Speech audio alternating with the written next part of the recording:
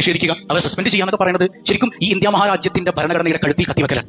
ഭരണഘടന എത്രമേൽ കൃത്യമായി നമുക്ക് അതിനുള്ള അവകാശം തരുന്നുണ്ട്. Freedom to profess, freedom to practise, freedom to propagate religion. മതം പറയാൻ, മതം പ്രചരിപ്പിക്കാനുള്ള സ്വാതന്ത്ര്യം പോലും കൃത്യമായി നമുക്ക് കാണിച്ചു തരുന്ന അങ്ങനെ ഒരു ഭരണഘടനയുടെ നാട്ടിൽ നിന്നുകൊണ്ട് എന്റെ മതത്തെക്കുറിച്ച് പറയുമ്പോൾ എന്നെ അറസ്റ്റ് ചെയ്യാൻ മുതിരുന്നുവെങ്കിൽ അതെന്റെ ഭരണഘടനയുടെ കഴുത്തിൽ കത്തിവെക്കൽ തന്നെയാണ്. ഇനി ഇത് വർഗീയ പരാമർശമാണെങ്കിൽ ഇതിനെന്ത് വർഗീയത എനിക്ക് മനസ്സിലാകുന്നില്ല. എനിക്ക് എന്റെ മതം കൊണ്ട് നടക്കാനുള്ള അവകാശമില്ലേ? ഇതിനെന്ത് വർഗീയതയുള്ളത്? അങ്ങനെ ഉണ്ടെങ്കിൽ ഇപ്പോൾ കുറച്ച് ദിവസം 3-4 ദിവസമായിട്ടുള്ളൂ ഒരു മുസ്ലിം പേരുള്ള മുസ്ലിം നാമധാരിയായ ഒരു പെൺകുട്ടി ഗുരുവായൂർ അമ്പലത്തിലേക്ക് കടന്നു ചെന്ന് അവിടുത്തെ കുളത്തിൽ എന്തോ റീൽസ് ചെയ്തു തിരിച്ചു വരികയാണ്. എന്താ സംഭവിച്ചത്? ഒരു ദിവസം കൃത്യമായി ഗുരുവായൂർ അമ്പലം അടച്ചിട്ടു, ശുദ്ധികലശം നടത്തി. അപ്പൊ ശരിക്കും നമ്മൾ പറയണം ഇതിലും വർഗീയതയില്ലേ? നമ്മൾ അങ്ങനെ പറയാൻ പോയില്ല. കാരണം എന്താ? ഓരോ മതസ്ഥർക്കും അവരവരുടേതായ ആചാരങ്ങളുണ്ട്. ആ ആചാരങ്ങളിൽ ഉറച്ചു നിന്നുകൊണ്ട് പരസ്പരം ബഹുമാനിച്ചും സ്നേഹിച്ചും ജീവിക്കലാണ് ഈ രാജ്യത്തിന്റെ ഏറ്റവും വലിയ മുഖമുദ്ര. അല്ലാതെ ഓരോരുത്തരുടെയും ആചാരങ്ങളെ കടമെടുക്കലല്ല. ഹബീബ് സല്ലല്ലാഹു അലൈഹി വസല്ലം തങ്ങളുടെ ഒരു ഹദീസ് ഉണ്ട്, മൻ തശബ്ബഹ ബിഖൗമിൻ ഫഹുവ മിൻഹും. നിങ്ങൾ ഏതെങ്കിലും ഒരു വിഭാഗത്തിന്റെ ആചാരങ്ങളെ കടമെടുത്താൽ നിങ്ങൾ അവരിൽപ്പെട്ടവരാണെന്ന് സയ്യിദുനാ റസൂലുള്ളാഹ്. ഈ ആചാരങ്ങൾ കടമെടുക്കാതെയുള്ള സന്തോഷം പങ്കിടലൊക്കെ പണ്ട് മുതലേ നമ്മുടെ നാട്ടിലുണ്ട്. സ്വഹാബത്തിന്റെ കാലം മുതലേ ഉണ്ടതൊക്കെ. നമ്മുടെ വീട്ടിൽ ഇപ്പോൾ പെരുന്നാളാകുമ്പോൾ നമ്മൾ നല്ല ഭക്ഷണം ഉണ്ടാക്കിയിട്ട് അയൽപക്കത്തുള്ള ഹൈന്ദവരും ക്രൈസ്തവരും ഒക്കെ കൊടുക്കാറുണ്ട്. അവരുടെ ഓണത്തിന് നല്ല പായസവും നല്ല സദ്യയും അവർ നമ്മുടെ വീട്ടിലേക്ക് കൊണ്ടുവന്ന് തരാറുണ്ട്. ഇതിനൊക്കെ വല്ല കുഴപ്പമുണ്ടോ? ഒരു കുഴപ്പമില്ല. ഇവിടെ മാനുഷികമായ പരിഗണന പരസ്പരം വേണം എന്ന് പഠിപ്പിക്കുന്ന മതമാണ് ഇസ്ലാം. നിന്റെ അയൽവാസി പട്ടിണി കിടക്കുമ്പോൾ അവൻ ഏത് മതസ്ഥനാണെങ്കിലും നീ വയറു നിറയെ ഭക്ഷണം കഴിച്ചാൽ നീ യഥാർത്ഥ മുസൽമാൻ പോലും അല്ലാന്ന് പഠിപ്പിച്ച സയ്യിദുനാ റസൂലുള്ളാഹി സ്വല്ലല്ലാഹു അലൈഹി വസല്ലം തങ്ങളുടെ അനുയായികളാണ് നമ്മൾ. പക്ഷെ നമ്മൾ ഇവിടെ നിന്നൊക്കെ വിട്ട് ഞാൻ ഇപ്പോൾ പറയുന്ന പോലെ കുറച്ച് എക്സ്ട്രീം ലെവലിലേക്ക് നമ്മൾ പോയില്ലേ?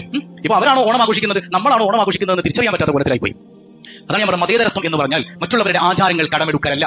മറ്റുള്ളവരുടെ ആചാരങ്ങൾ കടമെടുക്കലല്ല മതേതരത്വം. എനിക്ക് എന്റേതായ ആചാരങ്ങളുണ്ട്, അവർക്ക് അവരുടേതായ ആചാരങ്ങളുണ്ട്. ഈ ആചാരങ്ങൾ അനുഷ്ഠിക്കാനുള്ള സൗകര്യങ്ങൾ പരസ്പരം ചെയ്തു കൊടുക്കാനുള്ള സന്നദ്ധതയാണ് യഥാർത്ഥത്തിൽ മതേതരത്വം കൊണ്ട് അർത്ഥമാക്കുന്നത്. ഇപ്പൊ എന്റെ വീടിന്റെ അടുത്തുള്ള പ്രസാദേട്ടൻ എന്നോട് വിളിച്ചിട്ട് പറയാണ്, ഷാഫി നീ വരുമ്പോൾ കുറച്ച് പൂ മേടിച്ചുകൊണ്ട് വരുമ്പോൾ ഞാൻ മേടിച്ചു കൊടുക്കും, ഒരു കുഴപ്പമില്ല, ഞാൻ എന്റെ വീട്ടിൽ പൂക്കളം ഇടാതിരുന്നാൽ മതി. ഇതൊന്നും വർഗീയതയില്ല. എനിക്ക് എന്റെ മതം പറയാനുള്ള അവകാശം ഈ ഇന്ത്യ മഹാരാജ്യത്തിന്റെ ഭരണഘടന അനുവദിച്ച് തന്നതാണ്.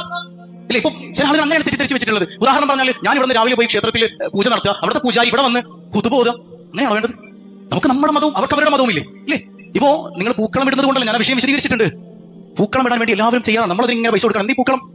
ഈ ഓണവുമായി ബന്ധപ്പെട്ട എല്ലാ സമയത്ത് നിങ്ങൾ പൂക്കളം ഇടുന്നുണ്ടോ? ഇല്ല, ഓണത്തിൽ ഇടുന്നുള്ളൂ. അപ്പൊ എന്തോ ഒരു സംഗതികൾ വരുന്നുണ്ട്. ഇതിന്റെ പിന്നിലുള്ള ഐതിഹ്യം എന്താണ്?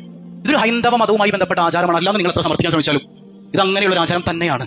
അത് യഥാർത്ഥ ഹിന്ദു മതവിശ്വാസികളോട് നിങ്ങൾ ചോദിച്ചു നോക്കി, അവർ പറഞ്ഞു. എന്നീ പൂക്കളത്തിന്റെ പിന്നിലുള്ള ഐതിഹ്യം എന്താണ്? ഇല്ലേ, സ്വന്തം വീടിന്റെ മുമ്പിൽ പൂക്കളം ഇടാൻ കാരണമാകുന്നതിനുള്ള അതിന്റെ പിന്നിലുള്ള ഐതിഹ്യം പല ആളുകൾക്കും തൃക്കാക്കരയപ്പനെ ദർശിക്കാൻ തൃക്കാക്കര വരെ വരാൻ പറ്റുന്നില്ല, ദൂരം കൂടുതലാണ്. അപ്പൊ അവിടുന്ന് ദേവന്റെ അരുളപ്പാടുണ്ട്, നിങ്ങൾ വീടിന്റെ മുമ്പിൽ പൂക്കളമിട്ട് എന്നെ പ്രതിഷ്ഠിച്ച് നിങ്ങൾ ആരാധിച്ചാൽ മതി, എന്റെ സാന്നിധ്യം അവിടെ ഉണ്ടാകും. അപ്പൊ ഇത് പ്രതീക്ഷിച്ചിട്ടാണ് പൂക്കളം ഇടുന്നത് ഹൈന്ദവ മതവിശ്വാസികൾ. നമ്മൾ വീട്ടിൽ പൂക്കളം ഇട്ടിട്ട് ഇതൊക്കെ നമ്മുടെ തൗഹീദിനെ ബാധിക്കുന്ന സംഗതികളാണ്. നമുക്ക് ശിർക്കെന്ന് അറിയാൻ പാടില്ല, ശിർക്കല്ലാത്തതിനെ പിടിച്ച് ശിർക്കാക്കുകയും ചെയ്യും. നമ്മൾ അങ്ങനത്തെ കുറെ ആളുകളാണ്. അള്ളാഹു നമുക്ക് ബോധം നൽകുമാറാകട്ടെ. അപ്പൊ മാനുഷികമായ പരിഗണനയുള്ളവരാണ് നമ്മൾ. ആ മാനുഷികമായ പരിഗണന ഉണ്ടായിരിക്കും, എല്ലാവരെയും ചേർത്ത് പിടിക്കണം. പക്ഷേ പരിശുദ്ധ ഖുർആൻ കൃത്യമായി നമുക്ക് പറഞ്ഞു തരുന്നുണ്ട്, ലക്കും ദീനുക്കും വലിയ ദീൻ. അവർക്ക് അവരുടെ മതം, നമുക്ക് നമ്മുടെ മതം. അത്രേ ഉള്ളൂ. ഇതാണ് മതേതരത്തിന്റെ ഏറ്റവും വലിയ ക്യാപ്ഷൻ എന്ന് പറയുന്നത്. ഇതിന്റെ കൊടുക്കുന്ന ഫ്രണ്ടിൽ അവർക്ക് അവരുടെ മതം, നമുക്ക് നമ്മുടെ മതം. അവരുടെ മതകാര്യങ്ങളിലേക്ക് ഇന്റർഫിയർ ചെയ്യാൻ നമ്മൾ പോകണ്ട. നമ്മുടെ അമ്പലത്തിന്റെയും കുളത്തിലേക്ക് നമ്മൾ പോകണ്ട. അവരുടെ ആരാധന കാര്യങ്ങളിൽ പോയി നമ്മൾ തലയിടണ്ട. അത് അവരുടെ സ്വാതന്ത്ര്യം. നമ്മുടെ ആരാധനകളിൽ അവരും തലയിടണ്ട. പക്ഷെ മനുഷ്യൻ എന്ന നിലയ്ക്ക് പരസ്പരം ചേർത്ത് പിടിച്ച് സഹോദരങ്ങളെ പോലെ ഒന്നിച്ചൊരുമിച്ച് മനുഷ്യരായി നിൽക്കാൻ